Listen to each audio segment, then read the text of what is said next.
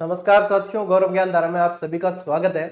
बहुत आनंद आ रहा है आप लोगों को इन क्लासेस से। रोज मैं कमेंट पढ़ता हूँ, बहुत अच्छा लगता है कि हाँ, एक और अपना जो इनोवेशन है, नया इनिशिएटिव अपन लेकर आए हैं अलग तरीके से पढ़ाने का। आधी चीजें जो है चित्रों के माध्यम से याद कराने का, उस पर भी अच्छा रेस्पॉन्स विद्यार्थियों का मिल रहा है। अच्छा, एक टाइम हो जिस टाइम गर्मी की छुट्टियों में टाबर इंतजार करता के माने जो है चित्र वाली कॉमिक्स वगैरह पढ़ने मिली और बहुत आनंद आई। मैं भी घनी पढ़ी पहला है, चाचा चौधरी की कहानियां ने बिल्लू ने बहुत पढ़ी।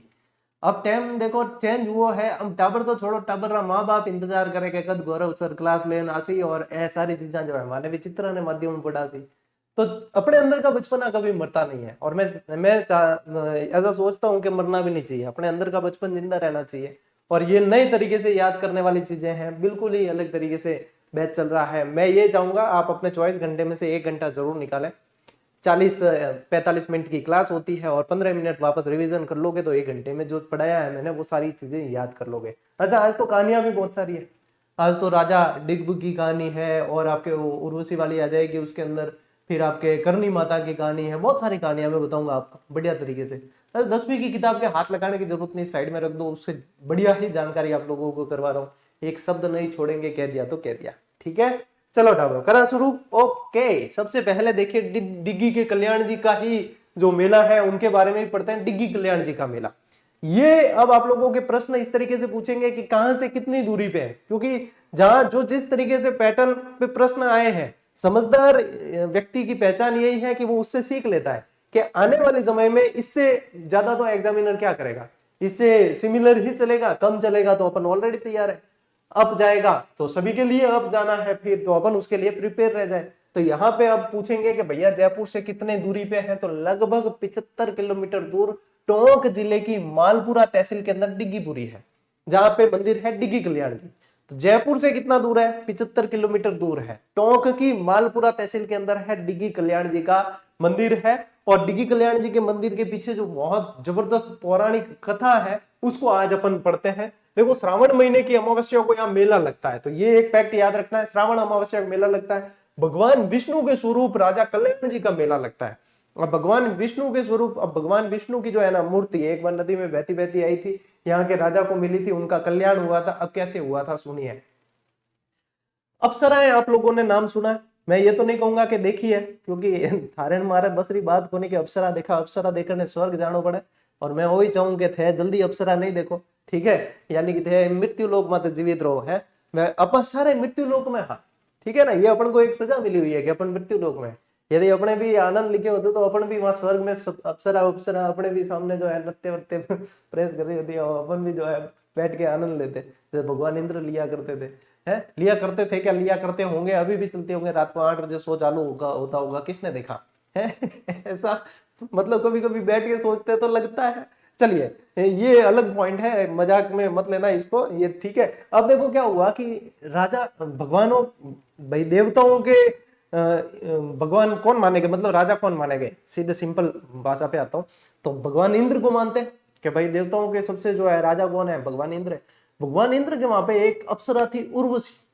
अब उर्वशी से किसी बात पे हो गए भाई साहब क्रोधित भगवान इंद्र, और भगवान इंद्र ने सजा दी कि मतलब गुस्सा होने के बाद में ये सजा दी। अपा क्या कई बार है ना, यूं कोई टाबर माते हुए अपा गुस्सा निकाल देंगे घर से बाहर, ऐसे कहते थे। तो वहां से भी इन्होंने भी, इंद्र ने भी क्या किया, घर से बाहर निकालने के लिए कि स्वर्ग से बाहर निकाल देंगे। अरे यार, इतनी बड़ी सजा, स्वर्ग से बाहर तो कहां भेजेंगे, नरक में? नहीं, मृत्यु लोक में भेजेंगे। स्वर्ग और नरक के बीच में मृत्यु लोक है, वहां पे भेजेंगे। तो मृत्यु लोक यानी कि पृथ्वी।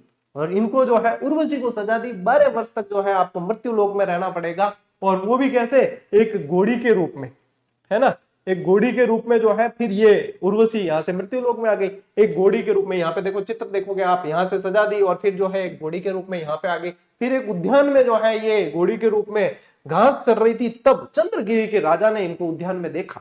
किसको देखा?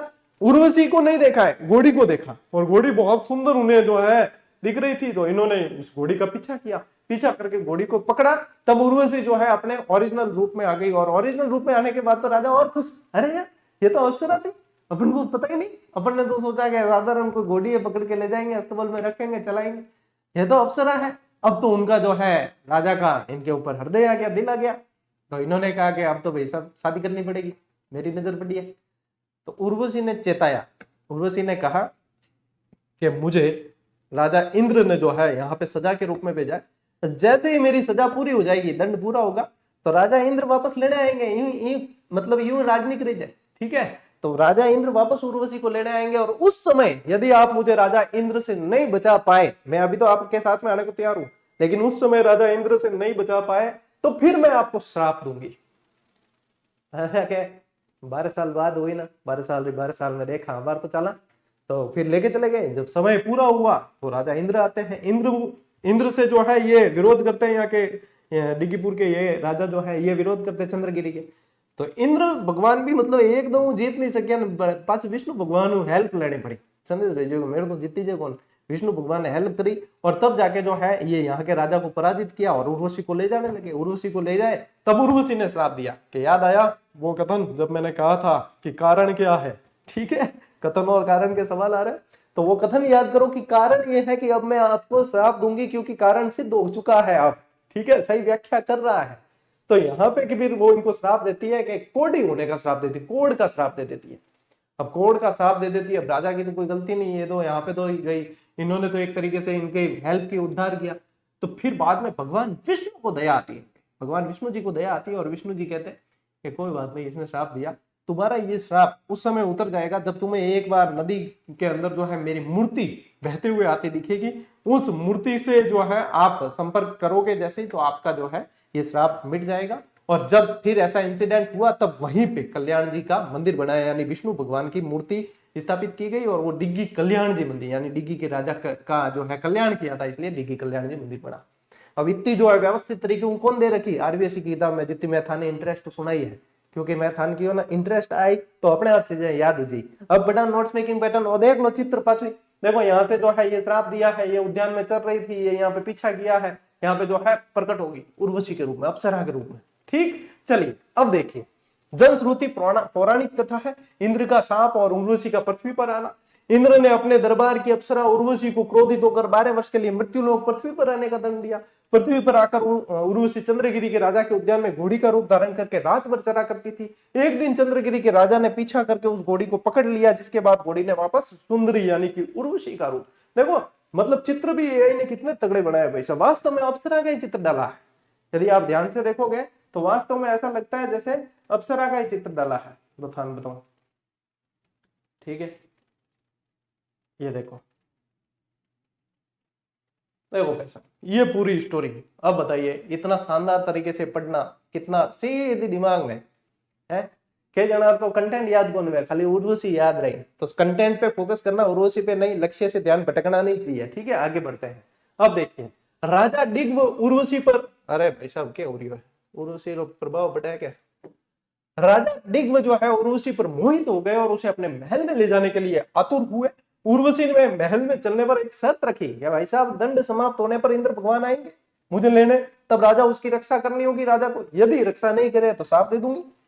दंड की अवधि समाप्त होने पर इंद्र उर्वशी को लेने मृत्यु लोक आ गए। मुझे याद भी कितो रखता, पांचों रिमाइंडर गाले के 12 वर्ष पूरा हो रही है, पांच लेवन जाना, यूं नहीं कि एक अप्सरा कम ही रह जाए, सजा दी तो दी, कोई बात नहीं। राजा डिग्व ने इंद्र का विरोध किया, लेकिन इंद्र ने भगवान विष्णु की सहायता से राजा डिग्व को युद्ध में हरा दिया और उर्वशी को अपने साथ में ले गए। अब देखिए ये रही स्टोरी, राजा को ले गए, यहाँ पे इन्होंने उर्वशी को ले गए, यहाँ पे बात की, और फिर बाद में क्या हुआ कि ये ऐरावत हाथी था इनका, पता है ना, ऐरावत को लेकर राजा इंद्र जो है आते हैं, इन्होंने विरोध किया, फिर बाद में भगवान विष्णु उसकी सहायता से जो है ये डिग्व को हरा देते हैं यहाँ के राजा को, और फिर बाद में भगवान विष्णु इनका जो है उद्धार करते हैं, भगवान विष्णु इनका उद्धार करते हैं। अब देखो उर्वशी को साथ ले गए, आगे स्टोरी बाकी है, मैथान बता दी, इनको मतलब नहीं है, स्क्रीनशॉट लो। फिर देखो शर्त हारने के कारण उर्वशी ने राजा डिग्व को कोढ़ी यानी कुष्ठ रोगी बनने का श्राप दे दिया। भगवान विष्णु को राजा डिग्व पे दया आई और उन्होंने राजा को कुष्ठ रोग से मुक्ति का उपाय बताया। विष्णु जी ने कहा कुछ समय बाद उनकी प्रतिमा पास के समुद्रों में बहती हुई आएगी, जिसके दर्शन मात्र से राजा का रोग जो है वो ठीक हो जाएगा। समय बीतने पर वह प्रतिमा समुद्रों में बहकर आई और उसके दर्शन करते ही राजा का कुष्ठ रोग पूरी तरह ठीक हो गया। मंदिर के नाम का कारण क्या था, चूंकि भगवान विष्णु ने राजा डिग्व का कुष्ठ रोग ठीक किया था, इनका कल्याण किया था, इसीलिए इस मंदिर का नाम क्या है, कल्याण मंदिर। देखो ये पूरी स्टोरी आप लोगों के सामने चित्रित। तो यहाँ पे फिर क्या बनाया, कल्याण मंदिर बनाया। इनका देखो कोड हो गया था, इनके शरीर पे दिख रहा है आपको, देखो कोड हो गया है, और बाद में कोड ठीक कर दिया तो कल्याण मंदिर बनाया है इन्होंने। ठीक है, यह है उर्वशी का सांप और कुष्ठ रोग निवारण की कहानी। आनंद आयोग नहीं, मजा आयो? ठीक है, चलो फोन पे नंबर देता हूं, मजा आया तो। ठीक है, चलो नहीं स्क्रीनशॉट लो, बढ़ा आगे। ठीक, चलिए अब चलते हैं श्री महावीर जी करौली। एक एक स्थान बढ़िया तरीके से पढ़ा देखा, और 10वीं क्लास में एक चैप्टर भी है पर्यटन स्थल भी, इनमें बहुत मजे पढ़ा, क्योंकि वो तो मतलब ऐसा है राजस्थान भ्रमण करने जैसा है। अब ध्यान है, गर्मी की छुट्टियां हैं, पड़ोसी जाए घूमने, अगर पड़ोसी अगर घूमने जाए तो भी स्टेटस लगाए है, अपार छाती माथे हाथ लोटाए लोटाए, तो यही खातिर अपा इन माध्यम घूमला। तो जो मतलब आदमी तैयारी कर रहे हैं वो अपनी औरतों को बता सकते हैं कि ले तेरे घूमने लेन चालू गया, देख तेरे को सही में घूमने की अनुभूति है। और जो महिलाएं तैयार कर रही है वो तो खुद ही मान लो कि हम तो घूम रहे हैं, पति को कहने की जरूरत ही नहीं है। चलिए स्थान देखिए, श्री महावीर जी का कहां है? करौली जिले की हिंडौल तहसील में गंभीर नदी के किनारे। भाई साहब नदी ध्यान रखना पूछते हैं, क्या ध्यान रखोगे? गंभीर, तो गंभीर होके पढ़ो, गंभीर नदी ध्यान रखनी, करौली के हिंडौल के अंदर। ठीक है, यहाँ पे जो है चंदन गांव है एक, वहां पे श्री महावीर जी की क्या है? मंदिर है श्री महावीर जी का। प्रतिवर्ष चैत्र शुक्ल त्रयोदशी तिथि याद रखना भाई साहब 13 है, चैत्र महीने की उजाड़ी 13 है, यूं ध्यान लो, शुक्ल कृष्ण याद नहीं भी रहे तो चैत्र महीने की उजाड़ी 13 है, चैत्र शुक्ल त्रयोदशी से वैशाख कृष्ण प्रतिपदा तक लक्खी मेला लगता है। अच्छा, लक्खी मेला किन का है? जिम मतलब लाख लोग आ जाए, लाख पब्लिक, जहां पे लाख लोग आ जाते हैं वो लक्खी मेला कहलाता है। आप भले किसी भी मेले के अंदर 1 लाख से ऊपर लोग आए तो वो लक्खी मेला कहलाएगा। जैसे रामदेवरा का मेला है वो भी लक्खी मेला है, ये भी लक्खी मेला है ना। जहां पे 1 लाख से अधिक पब्लिक आ गई तो मान लीजिए कि वो लक्खी मेला है। ठीक है, महत्व क्या है? जैन समाज का सबसे बड़ा मेला लगता है और अपने आप में अनूठा और सर्व धर्म का अद्वितीय आयोजन है। यानी कि है जैन समाज का, श्री महावीर जी जो मंदिर है करौली का है जैन संप्रदाय का मंदिर है, लेकिन सभी लोग जाते हैं। ठीक है, दर्शन करने सभी लोग जाते हैं, मेले में सभी लोग जाते हैं, तो ये चीज ध्यान रखनी है। देख लो बढ़िया तरीकों याद हो जाए, बढ़िया तरीकों याद नहीं हो सके और यूं बढ़िया तरीकों को पढ़ा भी नहीं रहा है, हकीकत बात है। आने वाले टाइम में और चीजें देख और बाद में पढ़ा सके, अपारो काम है कोई भी चीज शुरू करनी, बाद में जो है सारा जो है अनुसरण कर ले या करने लग जाए, जो भी है इनोवेशन तो देखो एक जगह से होता है, एक बार होता है, उसके बाद में सभी जो है उस पर चलते रहते। तो कुल मिलाकर छोरा रहा छोरिया रहो तो फायदा ही है कि हाँ गौरव सर शुरू करे, बाद में सभी जना करते हैं। तो देख लो 2-3 साल में बाकी पेड कोर्स में कितनी गिरावट आई है, सुविधाएं उनको देखो, पहले जीजीडी फैक्ट सिर्फ अपन देते थे, फिर बाद में सभी जगह पे फैक्ट आने लगे। पहले 1 मिनट शो अपन देते थे, फिर सभी जगह पे ऐसी चीजें देखने को मिली। तो कुल मिला के हुडा हुडी में भी यदि चीजें हो रही है तो अपार तो एक बढ़िया ही मुहिम शुरू करी थी, है ना। जीवन देख जो है बच्चा तो फायदो हुए, बस अपार उद्देश्य वही है, अलग जगानी लो स्क्रीनशॉट लो। मन कई बार लगे कि जो है सब संप्रदाय की स्थापना करी नहीं, आपा भी एक संप्रदाय की स्थापना करता, गौरव ज्ञानधारा संप्रदाय। आने वाला 100-200 साल बाद में कोई पढ़ाए कि एक व्यक्ति ऐसा भी आया रोज रोज कहता मैं फ्री पढ़ाता हूँ फ्री पढ़ाता हूँ, लेकिन पढ़ाता भी फ्री था, कहता भी था फ्री पढ़ाता। फिर बाद में एक दिन उन्हें लगा कि एक संप्रदाय की स्थापना करनी चाहिए। उनके अनुयायी पूरे राजस्थान नहीं भारतवर्ष में थे, कई अनुयायी तो उनके विदेश में भी रहकर अध्ययन करते थे, और उनके ग्रंथ जो है जीजीडी की पुस्तकें बहुत चलती थी। बाकी महाराजों ने तो क्या कम किताबें लिखी है और इन्होंने तो मतलब 150-200 ग्रंथ लिखे, और उनको पढ़ के जो है कई लोगों का उद्धार हुआ। और इस तरीके से मतलब पूरा एक संप्रदाय स्थापित करा, अपवाड़ मसालो पूरा है करदा के एक संप्रदाय को स्थापना करदा के। संप्रदाय रो नाम बतायो थे कि की संप्रदाय री स्थापना कर चलो बंडोर।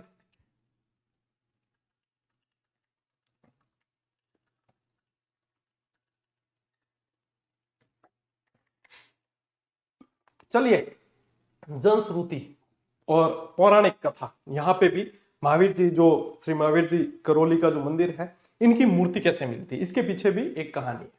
देखो एक व्यक्ति था जिसका नाम था कृपादास चर्मकार।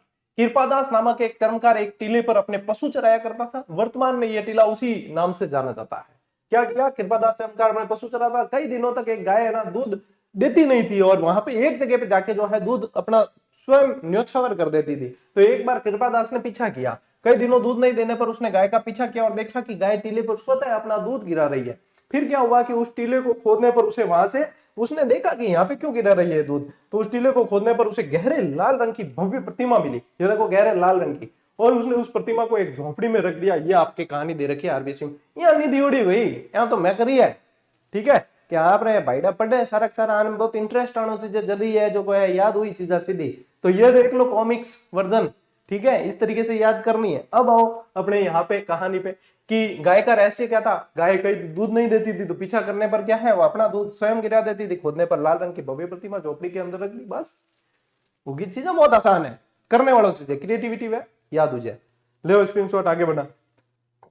और है अभी देखो, अब सर्वप्रथम इस मूर्ति की पहचान किसने की, अब उसे कृपादास को तो पता नहीं था, तो बसवा के जैन अमरचंद बिलाला ने महावीर जी की इस प्रतिमा को सबसे पहले पहचाना और मंदिर बनवाने के लिए बड़ी रकम दान दी।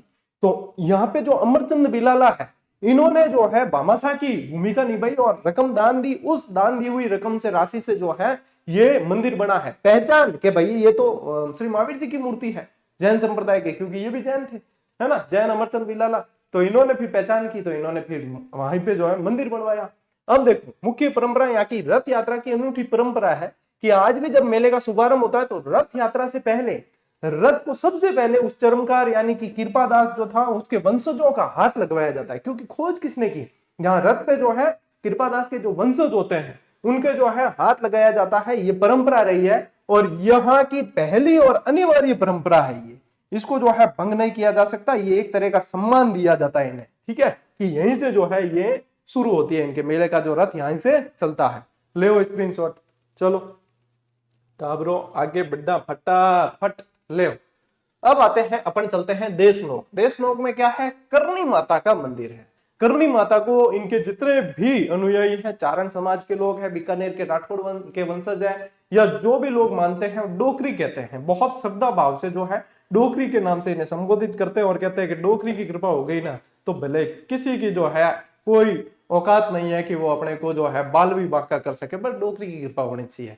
तो मेरे भी जितना टावर है जीडी पढ़े वहां मात्र डोकरी कृपा हो जाए, बस वही मैं अर्ज करा। बीकानेर जिले की नोखा तहसील में देशनोक में मंदिर स्थित है और करनी माता बीकानेर के राठौड़ राजघराने की कुल देवी है। इन्हें इस मंदिर को जो है चूहे वाला मंदिर कहा जाता है। क्यों कहा जाता है, क्योंकि यहाँ पे आप देखोगे ना असंख्य चूहे नजर आते हैं। न तो चूहे किसी को नुकसान पहुंचाते हैं और न किसी पे ऐसे नहीं कि लोगों पे चढ़ा चढ़ी या कुछ भी नहीं, कोई भी नहीं, अपनी मस्ती मस्त रहते हैं, प्रसाद खाते हैं। और साइड आप देखोगे तो इतने चूहे देखने को मिलते हैं जिसका मतलब आप अनुमान भी नहीं लगा सकते। अब इसके पीछे भी एक कहानी है। कहानी यह है कि एक बार क्या हुआ, करनी माता के एक दत्तक पुत्र थे जिनका नाम था लाखन जी, लक्ष्मण जी कहते, लाखन जी कहते। तो एक बार वो यहाँ की जो है कोलायत झील है ना बीकानेर के अंदर, कोलायत झील के अंदर डूबकर उनकी जो है मृत्यु हो गई थी, गिर गए और डूब के उनकी मृत्यु हो गई। तो यमराज जो है मृत्यु होने के बाद में लेने आते हैं, किन्हें, लाखन जी की आत्मा को लेने आते हैं। तो बाद में करनी माता जो है जिद पे अड़ जाती है कि मैं लाखन जी ले जाने नहीं दूंगा। तो यमराज कहते हैं कि ये तो प्रकृति का नियम है, ये तो नियम आप नहीं तोड़ सकते, मुझे इन्हें ले जाना ही पड़ेगा। तो करनी माता कहती है आपको चाहे नियम बदलने पड़े लेकिन मैं लाखन जी को ले जाने नहीं दूंगी। और करनी माता अपनी शक्ति से उन्हें वापस जो है जीवित करती है। तब यमराज कहते हैं कि आप नियम तोड़ रहे हो तो फिर आपके जो भी वंशज होंगे उनको नियम विरुद्ध जो है यहाँ पे यमलोक में आने की परमिशन नहीं दी जाएगी। तो करनी माता ने कहा कोई बात नहीं, हम जो है यहीं पे हमारे जैसा भी होगा कर लेंगे व्यवस्था। तो उस दिन के बाद से कहते हैं कि करनी माता के जितने भी वंशज हुए हैं वो चूहे बनकर यहीं पे मंदिर में निवास करते हैं। और कहते हैं कि जब चूहे की वापस मृत्यु होती है तब उन्हें वापस इंसान का रूप मिलता है। ऐसी पौराणिक लोक कथाएं हैं, ठीक है। तो ये चीज आपको ध्यान रखनी है, ठीक। उपनाम देखिए, ये मंदिर चूहों के मंदिर के नाम से विश्व भर में प्रसिद्ध है और यहाँ चूहे बिना किसी डर के लोगों के बीच स्वतंत्र घूमते हैं, लोग भी बिना किसी डर के यहाँ पे जाते हैं। यहाँ प्रतिवर्ष चैत्र और अश्विन दोनों नवरात्रों के अंदर मेला लगता है, भव्य मेला लगता है। ले स्क्रीनशॉट देखो कितना शानदार तरीके से आप यहाँ पे देखो, वास्तव में कितनी जबरदस्त इमेज आई है। ऐसा लगता है कि पढ़ते ही जाए, ये क्लास जो है ऐसी तो मतलब मैराथन होनी चाहिए। अच्छा एक चीज करा आप बाद में, एक चीज बाद में आकर के क्लास मतलब यूं कोई एग्जाम वगैरह पढ़े आए ना जना आलो पाछो रिवीजन करा ई माध्यम रैपिड गति हूं, ठीक है। बी टाइम जो है 4 घंटा 6 घंटा 8 घंटा पहले रैपिड गति हूं पूरा रिवीजन करना, कल्चर रो करना, हिस्ट्री रो करना, क्योंकि स्लाइड्स तो अपनी बनी रही है। और जब जो है आनंद के साथ में और साथ साथ में ऑब्जेक्टिव प्रश्न वगैरह शामिल करके और फिर जो है आपके ऐसी मैराथन वगैरह लेंगे। अभी सेकंड ग्रेड की वैसे 2-4 मैराथन मैं लेने वाला हूं, उसकी तैयारी चल रही है, ठीक है। वो ऑब्जेक्टिव वाली लेंगे बहुत जल्दी। स्क्रीनशॉट लो अभी। देखो, करनी माता के मंदिर से संबंधित अतिरिक्त जानकारी जो आप लोगों के आरपीएससी की पुस्तक में नहीं दे रखी, लेकिन आपको ध्यान रखना है। देखो, काबा, यहाँ के जो चूहे होते हैं उन्हें काबा कहते हैं। सभी चूहों को काबा कहते हैं। पहले जब मैं पढ़ाता था तब मैं ये पढ़ाता था कि यहाँ के जो सफेद चूहे होते हैं उन्हें काबा कहते हैं। फिर वहीं के काफी सारे अपने जो है स्टूडेंट हैं, तो उन्होंने बताया कि सर सिर्फ सफेद चूहे को नहीं, सभी चूहों को काबा ही कहते हैं। लेकिन सफेद चूहा दिख जाए तो उसे बहुत भाग्यशाली माना जाता है, उस व्यक्ति को, कि उसकी जो है मनो इच्छा जो है वो पूरी होती है। तो यहाँ पे ध्यान रखना कि मंदिर में रहने वाले चूहों को क्या कहा जाता है? काबा। और मान्यता के अनुसार यहाँ यदि सफेद चूहा किसी को दिख जाए तो करनी माता के साक्षात दर्शन के रूप में माना जाता है और बेहद शुभ माना जाता है। चारण समाज की क्या मान्यता है कि स्थानीय लोक मान्यताओं के अनुसार करनी माता के वंशज मृत्यु के बाद देशनोक मंदिर में चूहे यानी कि काबा के रूप में जन्म लेते हैं और चूहे मृत्यु के बाद पुनः मनुष्य बनते हैं।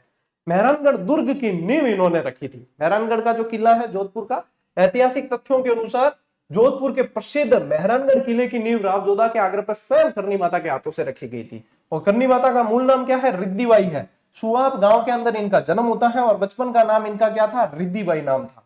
एक चमत्कारी चील जिसको करनी माता का प्रतीक चिन्ह माना जाता है, करनी माता के प्रतीक स्वरूप सफेद चील को पवित्र माना जाता है। यदि मंदिर के ऊपर सफेद चील दिख जाए तो उसे माता का आशीर्वाद माना जाता है। और अक्सर वहां पे यदि देखोगे तो मंदिर के आसपास लोगों को चील के दर्शन हो ही जाते हैं। चील उड़ती हुई कहीं ना कहीं दिख जाती है। जो सफेद चील है ना, वो दिख गई तो समझ लो कि उसका तो बेड़ा पार है। इतना चमत्कार है यहाँ का।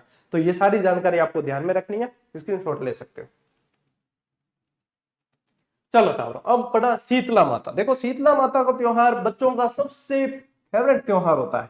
क्यों होता है? क्योंकि शीतला माता के दिन आप लोगों को पता है ठंडा बनाते हैं, ठंडा खाते हैं, भूंगड़ा उंगड़ा तला, 500 आंगलियां में पैर, और अपा भी बचपन में घना खायोडा है।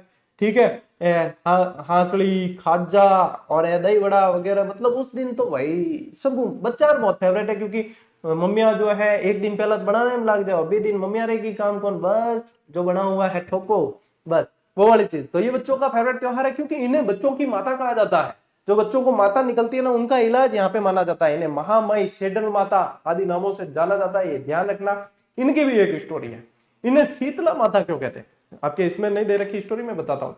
एक समय की बात है कि शीतला माता किसी जो गांव की गली से निकल रहे थे, तो वहां से किसी ने जो है खौलता हुआ गर्म पानी ऊपर से उनके ऊपर डाल दिया था। तब वो, मतलब देखो, गर्म पानी खौलता हुआ ऊपर गिरे तो कितनी जलन होती है। तब एक कुमारिन जो थी, उन्होंने इनको वहां पे लाया और इनके जो है इलाज किया। शीतल जल इनके ऊपर डाला और इनका जो है इलाज किया, शीतलता वाले इनको पदार्थ खिलाए, तो वहां पे जो है इनको बहुत ठंडक मिली। तब इन्होंने जो है कुम्हारों को ये वरदान दिया कि भाई आने वाले समय में जब मेरी कभी पूजा होगी तो पुजारी मेरे आप ही होंगे। और मिट्टी के दीपक, मिट्टी की कटोरियां वगैरह इनके प्रतीक चिन्ह माने जाते हैं। और इसीलिए इस दिन ठंडा खाया जाता है, गर्म नहीं खाया जाता। जिसको अपन बांसुड़ा कहते हैं ना, शीतला सप्तमी, शीतला अष्टमी को बांसुड़ा जो खाते हैं, उसके पीछे ये कहानी है। ठीक है, तो देखो स्थान कहाँ है? जयपुर जिले की ताकसू तहसील के सील की डूंगरी गांव में प्रतिवर्ष चैत्र कृष्णा सप्तमी अष्टमी को यह मेला बढ़ता है। सील की डूंगरी, बहादुर सिंह जी ने मूर्ति स्थापित की थी। अब देखो, शीतला माता का मंदिर हर गांव के अंदर मिलेगा आपको, लेकिन मुख्य मंदिर जो है वो सील की डूंगरी चाकसू के अंदर है। ठीक है, पहाड़ी पर बने इस मंदिर का निर्माण जयपुर महाराजा माधो सिंह ने करवाया और बैलगाड़ी के मेले के नाम से भी जाना जाता है, क्योंकि इनके मेले में बैलगाड़ी पे बहुत सारे लोग आते हैं। इतने बैलगाड़ियां हो जाती है, तो इसीलिए कहा जाता है कि बैलगाड़ी का मेला। क्या कहते हैं? बैलगाड़ी का मेला।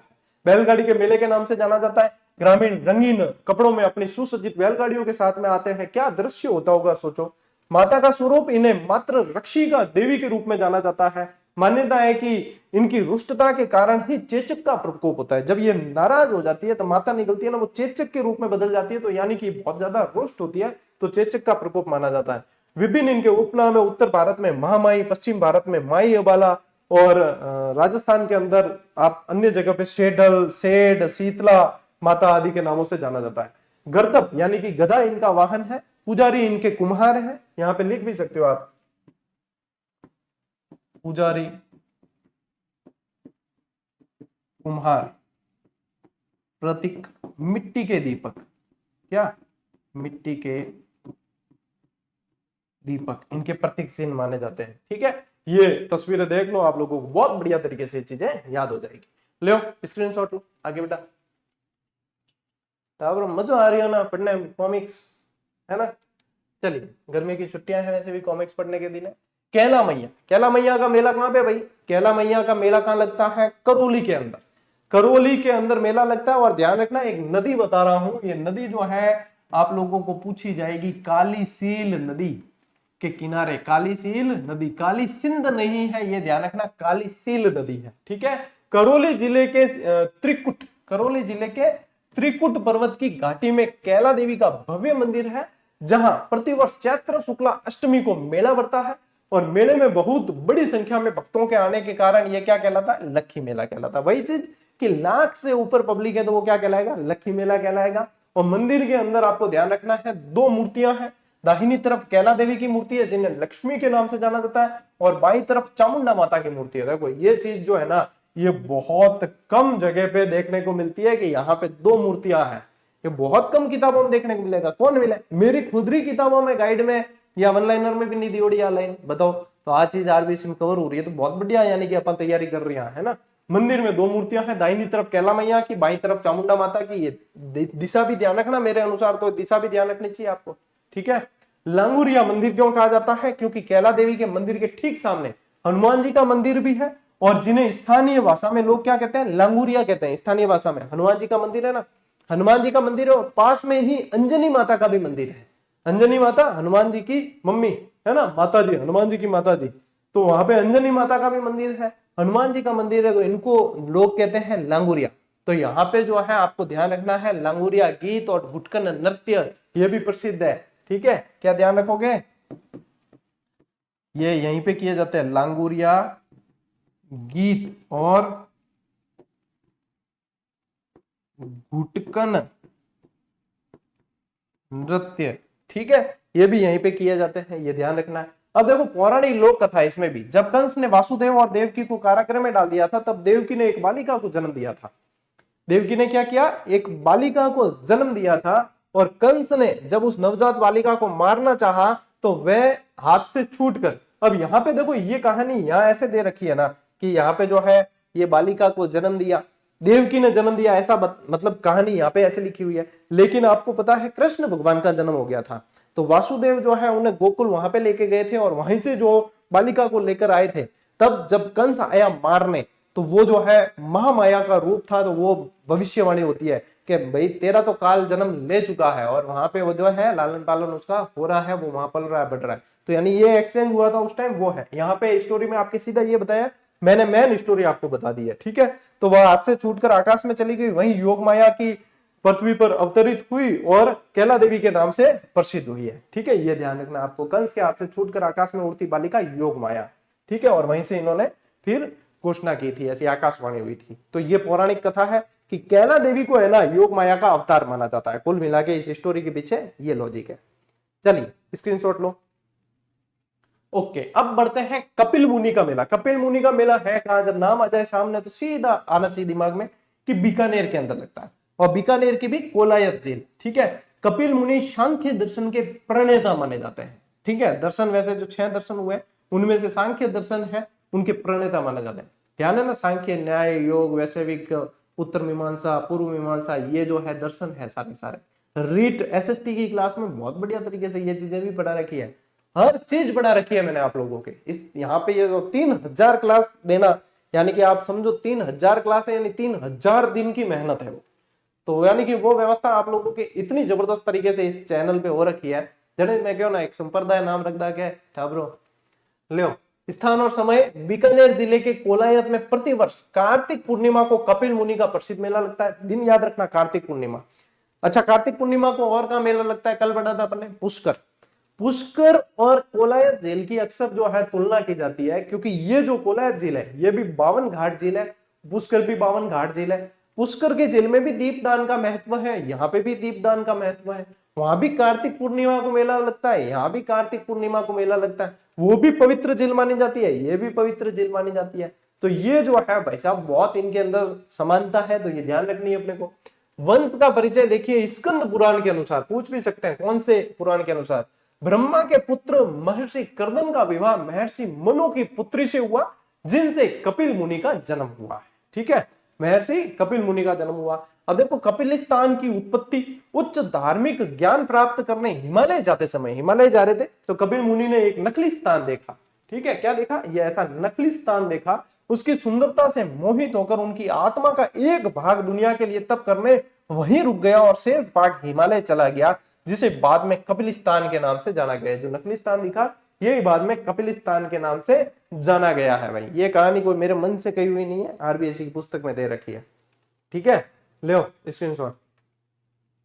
देखिए अब देवताओं की ईर्ष्या और पुनः खोज। समयांतर पर यह ध्यान रखना है कि इस स्थान को देवताओं ने ईर्ष्यावश रेगिस्तान में छिपा दिया था। ठीक है, रेगिस्तान में छिपा दिया, जिसे बाद में शिव पार्वती के पुत्र स्कंद देव ने दुखी मानवता की सहायता के लिए फिर से खोज निकाला था। देवताओं को क्या नकलिस्तान से कपिलिस्तान इतना जबरदस्त बना दिया इन्होंने कि देवताओं को ईर्ष्या होने लगी, तो उन्होंने इसको रेगिस्तान के अंदर छिपा दिया, जो बीकानेर और कोलायत पड़ता है, रेगिस्तान के अंदर छिपा दिया था। और यहाँ पे ध्यान रखना है कि धार्मिक महत्व क्या है। यहाँ स्थित पवित्र झील में स्नान करने का अत्यधिक महत्व माना जाता है, जिससे भक्तों के सारे पाप कट जाते हैं।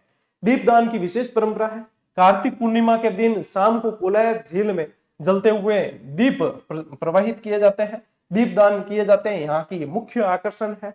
और कपिल मुनि को भारतीय दर्शन शास्त्र के सांख्य दर्शन का प्रतिपादक यानी लेखक माना जाता है। ठीक है, सांख्य दर्शन के लेखक माना जाता है। इसको ये शब्द जो है मिसप्रिंट है, इस पे ध्यान मत देना। ठीक है, इसका कोई इस शब्द का ऐसा कोई मतलब है भी नहीं। ठीक, तो ये देख लो सांख्य दर्शन के प्रणेता थे। ले आगे बेटा, ख्वाजा मोइनुद्दीन चिश्ती की दरगाह कहाँ है भाई साहब? अजमेर के अंदर।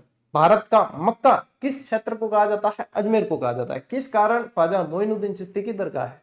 यहाँ पे ख्वाजा मोइनुद्दीन चिश्ती का उर्स लगता है, वो मेलों के अंदर आता है, तो वो ध्यान रखना अजमेर के अंदर। देखिए परिचय, सूफी संत ख्वाजा मोइनुद्दीन चिश्ती, जिन्हें गरीब नवाज भी कहा जाता है, 1192 में ईरान से भारत आए थे। 1192 में मोहम्मद गौरी के साथ तराइन के द्वितीय युद्ध के समय ये भारत आते हैं। उन्होंने अपना पूरा जीवन अजमेर में मानवता की सेवा में समर्पित कर दिया था। ठीक है, उर्स का समय कौन सा है? इस्लामिक कैलेंडर के अनुसार रजब माह की 1 से 6 तारीख तक अजमेर में उर्स मनाया जाता है। ये कई बार पूछते हैं, कब? 1 से 6 रजब तक, रजब माह की 1 से 6 तारीख तक उर्स मनाया जाता है। ऐसी मान्यता है कि 99 वर्ष की आयु में रजब की 6 तारीख को उन्होंने महसूस किया कि महबूब हकीकी यानी कि ईश्वर से मिलने का वक्त आ गया है। कितने? 99 वर्ष की आयु में महबूब हकीकी यानी कि ईश्वर से मिलने का वक्त आ गया, ऐसा उन्होंने अनुभव किया। और जब वे 6 दिन तक हुजूरे से बाहर नहीं आए, तो फिर खादिमों ने पाया कि उनकी रूह जिस्म से प्रवास कर गई है, यानी कि प्रयाण कर गई है। अच्छा, इसमें जो है कुछ उर्दू के शब्द है, ठीक है, जो आपके 10वीं की किताब में दे रखे हैं ऐसे के ऐसे शब्द, इसीलिए इनको एज इट इज मैंने लिया है कि भाई लैंग्वेज से प्रश्न बन रहे हैं, तो आने वाले समय में ये ऐसे कैसे महबूब हकीकी, खादिमो, ये शब्द आएंगे, रूह जिस्म से प्रवास कर गई, तो ये जो है आप लोगों को पूछेंगे।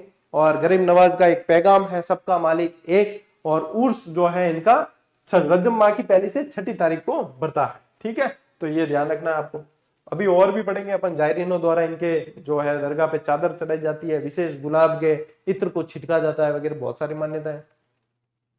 देखिए शुरुआत में जो है रस्म क्या रहती है उसकी, शुरुआत में चांद दिखाई देने पर दरगाह शरीफ के बुलंद दरवाजे पर झंडा फहराने से शुरुआत होती है। जायरीन मजार पर फातिहा पढ़कर चादर चढ़ाते हैं और अकबर द्वारा निर्मित अकबरी मस्जिद तथा महफिल खाने में कव्वालियों का आयोजन किया जाता है। यहाँ पे जो है सबसे पहले बुलंद दरवाजे पे झंडा फहराते हैं, फिर देखो यहाँ पे जो चादर चढ़ाई जाती है और महफिल खाने के अंदर कव्वालियों का जो है कार्यक्रम रखा जाता है।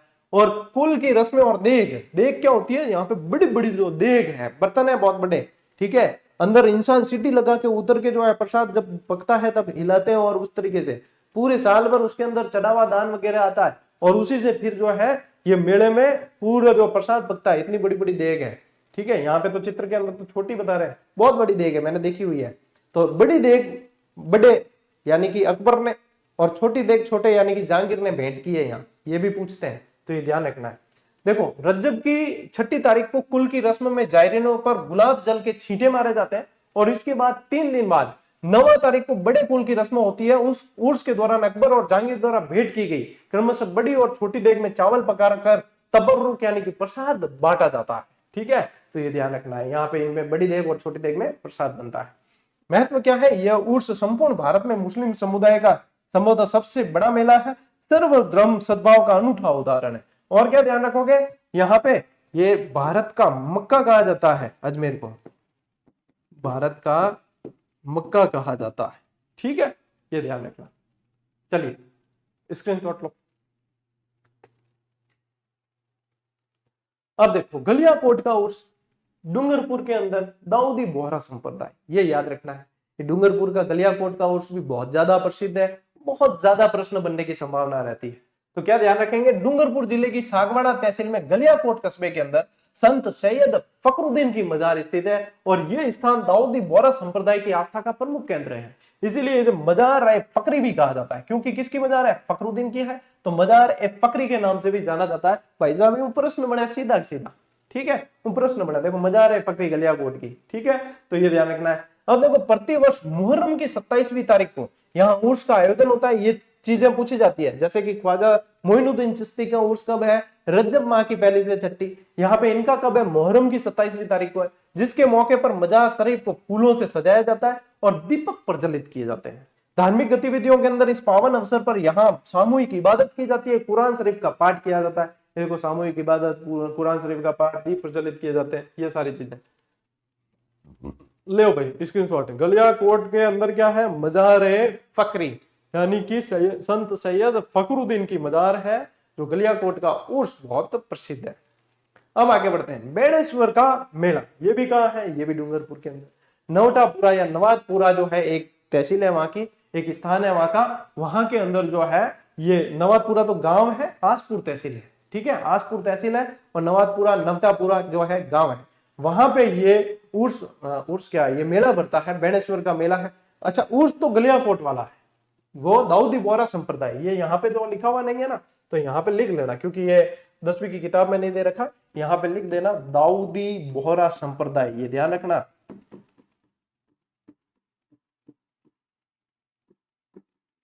ठीक है, ये ध्यान रखना, दाऊदी बोहरा संप्रदाय। ठीक है, अब देखिए यहाँ बेणेश्वर का जो मेला है, ये माघ पूर्णिमा और शिवरात्रि, ये ध्यान रखना है आपने को। डूंगरपुर जिले की आसपुर तहसील के नवादपुरा गांव के अंदर ये बढ़ता है, ठीक है, माघ पूर्णिमा और शिवरात्रि दोनों ध्यान रखना है। और यहाँ पे नवादपुरा यानी नवतापुरा गांव के अंदर बढ़ता है। महत्व क्या है, इसे राजस्थान के आदिवासियों का कुंभ कहा जाता है। अच्छा डूंगरपुर, बांसवाड़ा, बारा वगैरह यहाँ पे देखोगे आप तो अपने जो है मूल निवासी भाई बहन बहुत ज्यादा है। तो ये डूंगरपुर वाला बेणेश्वर मेला जो है वो आदिवासियों का कुंभ कहलाता है, जिसमें आदिवासी संस्कृति के तमाम रंग दिखाई देते हैं। अच्छा यहाँ का जो शिवलिंग है वो 5 भागों में बटा हुआ है, खंडित शिवलिंग है जिसकी पूजा होती है। और ये ऐसा शिवलिंग है जो स्वयंभू है, यानी कि खुद प्रकट हुआ है जमीन से, तो स्वयंभू शिवलिंग है।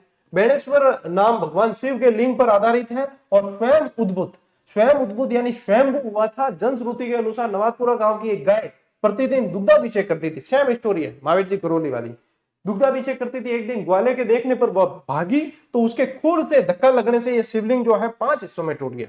अब शिवलिंग स्वयंभू था, शिवलिंग पे गाय जाके स्वयं जो है दूध गिराती थी, थन से अपने आप दूध गिरने लगता था। जब ग्वाले को पता चला, देखने गया तो गाय डरकर भागी तो खुर से जो है उसके शिवलिंग टूट गया। तो शिवलिंग 5 भागों में बट गया और ऐसे ही खंडित शिवलिंग की पूजा होती है। अब खंडित होने के बावजूद भी आज भी आश्चर्यजनक रूप से इनकी यहाँ पे पूजा की जाती है। ठीक है, तो ये ध्यान रखना है। लो स्क्रीनशॉट। देखिए राजस्थान के अन्य प्रमुख मेले और उत्सव, अब जिनके सीधे सीधे नाम दे रखे हैं आपके, तो यहाँ पे नाम दिए, यानी कि भाई सब बहुत महत्वपूर्ण है, ये तो सारे सारे पूछ सकते हैं। राष्ट्रीय दशहरा मेला ये कहां पड़ता है, कोटा के अंदर। वैसे भारतवर्ष में ध्यान रखो, यदि पूछे तो मैसूर का दशहरा मेला बहुत प्रसिद्ध है।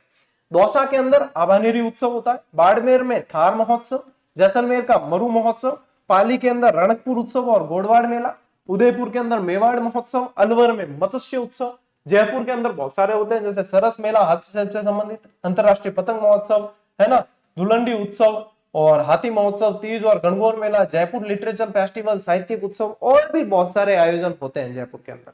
बीकानेर के अंदर ऊंट महोत्सव, जोधपुर के अंदर मारवाड़ उत्सव, माउंट आबू के अंदर ग्रीष्म और शरद महोत्सव, चित्तौड़गढ़ में मीरा महोत्सव, झालावाड़ में चंद्रभागा मेला, ये सारे। और ये जैसे ऊंट महोत्सव, ये थार महोत्सव, ये मरु महोत्सव, ये जब जब होते हैं अपन जीडी फैक्ट बना के आप लोगों को जानकारी देते हैं। इन सब की भी दे रखी है टेलीग्राम पे, इन सब की भी जानकारी आपको उपलब्ध करवा रखी है। अच्छा टेलीग्राम छोड़ो, 1 मिनट शो में दे रखी है। इसी चैनल के शॉर्ट्स वाले सेक्शन के अंदर आपको शॉर्ट्स के अंदर सारी मतलब शिक्षाप्रद चीजें ही मिलेगी, ज्यादातर तो जीके से रिलेटेड ही मिलती है। तो ये जानकारियां वहां पे दे रखी है इनमें। खलगाड़ी माता का गर्दभ मेला, ये भी भाई साहब बहुत इंपॉर्टेंट है और इससे प्रश्न बन भी चुका है। भावगढ़ बंधिया वाला मेला ये, ठीक है। जयपुर के पास भावगढ़ बंधिया गांव में आयोजित होने वाले इस मेले में केवल गधों और खच्चरों का व्यापार होता है। और इस मेले की विशेषता है कि यहाँ पे फीता काटने कोई मंत्री या नेता आते नहीं है। क्यों? क्योंकि इंसल्ट हो जाए, को पूछ ले कर जाओ के बेटे गद्दों रे मेला में जाओ, गद्दे रे मेला में फीता काटो, तो इसलिए यहाँ पे कोई भी नेता और मंत्री फीता काटने नहीं आते हैं शुरुआत में। इसकी शुरुआत 500 वर्ष पहले कछवाओं ने चंद्रा मीना को युद्ध में हराने की खुशी में इसकी शुरुआत की थी। अब देखो जयपुर के अंदर कछवाओं और मीनाओं के अंदर प्रारंभ से संघर्ष चला है। अपन ने राजवंश का इतिहास पढ़ा, उसमें देखा है। तो इन्होंने जब यहाँ पे जो है 500 वर्ष पहले कछवाओं ने चंद्रा मीना को हराया था, तो वहां पे खुशी जाहिर करने के लिए इस मेले की शुरुआत की थी। आज की तारीख के अंदर यहाँ पे खच्चर और गधे की सबसे ज्यादा बिक्री होती है, इसलिए इसे गर्दभ मेले के नाम से भी जाना जाता है। ठीक है, चलो ले स्क्रीनशॉट।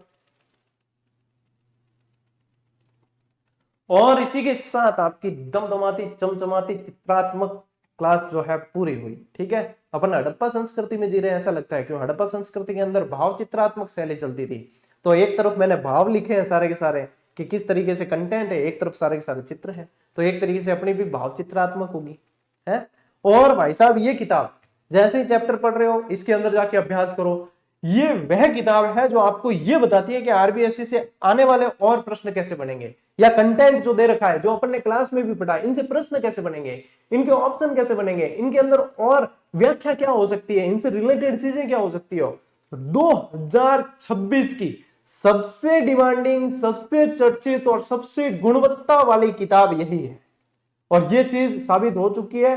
किताब आए को मात्र हुए हैं 7 दिन हुए हैं और 10,000 से अधिक बच्चे इसको जो है लेकर पढ़ने शुरू कर दिए। तो आप अनुमान लगा सकते हो कि इसकी कितनी जबरदस्त डिमांड है। इसीलिए तो सप्लाई पूरी नहीं हो रही है। हालांकि हमने पूरी कोशिश कर रखी है कि सप्लाई पूरी हो। भैया जो टाबर जा रही है इतनी गर्मी में 4-4 चक्कर काटे दुकाना का, तो आने जो है एक बारे में किताब मिल जाए। लेकिन फिर भी ये माहौल रहेगा, क्योंकि हर वैकेंसी के अंदर चाहे आप कांस्टेबल दे दो, सीईटी दे दो, रीट दे दो, स्कूल व्याख्याता, second grade, SI, LDC, RS तक भी दोगे, इसके अंदर जो आरबीएससी बार बार आपको पढ़ने के लिए कहते हैं ना लोग कि 6ठी से 10वीं की किताबें पढ़ो, मूल पुस्तकें, मैं कहता हूं उनको साइड में रखो, उसमें भी काफी अधूरापन है। वो पूरा का पूरा आपको इसमें मिलेगा। साथ ही साथ जो उसके अंदर अधूरापन है उसको पूरा किया गया। ये भाई साहब ये तो मतलब मक्खन जो होता है ना उससे भी बढ़िया चीज है। और विश्वास मेरे कहने से नहीं, हर कोई भी वीडियो उठा के देख लो, वहां पे विद्यार्थी जो पढ़ रहे हैं उनके कमेंट है, बिना आग्रह किए कमेंट आए हुए हैं। ऐसा नहीं है हमने कहा अरे यार कमेंट करके अच्छी अच्छी बातें बोल दो, ऐसा नहीं करते हम कभी भी। हम करते हैं मेहनत, माहौल अपने आप बनता है, कमेंट अपने आप आते हैं। जब मेहनत करेंगे प्रतिक्रियाएं अपने आप आएगी, मेहनत करनी आनी चाहिए बस। तो वह चीज है टावरो, मैं कह रहा हूँ ना, छेटी रह जो मत, चूक जो मत, बिंग बाद में मन मत ये जो कि गुरुजी मैं तो अपन पढ़ने वंचित रहेगो, क्योंकि हमने जो है ये मेहनत आपको अब समर्पित कर दी है। चलिए आज की इस क्लास में साथियों इतना ही। अब मिलते हैं अपन अगली क्लास में, अगले सेशन में। तब तक के लिए राम राम, जय हिंद।